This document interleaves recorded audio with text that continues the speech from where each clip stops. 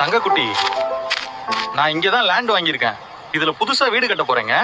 வெள்ள நிலத்தை அழிச்சிட்டு வீடு கட்ட போறீங்களா? வெள்ள நிலத்துல வீடு கட்டுறது தப்பு.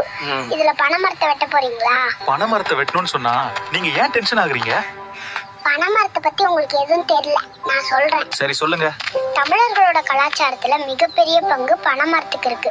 சேர மன்னர்கள் பனம்பூவ மாலையா போட்டிருந்தாங்க. பனைமரத்துல குருத்து சீவி கல் எடுத்தாங்க. அதுல சுண்ணாம்பு தடவி பதனி ஆக்குனாங்க. அந்த பதனிய காய வச்சு கருப்பட்டி எடுத்தாங்க. கருப்பட்டியை நொறுக்கி நாட்டு சக்கரையா ஆக்குனாங்க. காஞ்ச ஓலையை வச்சு கூரை கட்டினாங்க. பச்சை ஓலையில விசிறி செஞ்சாங்க. பனையில இவ்வளவு இருக்கா? இன்னும் இருக்கு, கேளுங்க. இதே மட்டைய தன் ஓலைச்சுவடிக்கு வச்சிருந்தாங்க. அப்புறம் கார்த்தி சுத்த பயன்படுத்தினாங்க. வெயில் காலத்துல நொங்கு சாப்பிட்டாங்க. மீதியான நொங்க பழத்துக்கு விட்டுருவாங்க. அந்த பனைப்பழத்தை சுட்டு சாப்பிட்டாங்க. மீதியோட பனைமரத்தை கலங்க விட்டாங்க. அதுலயும் மீதியான கலங்க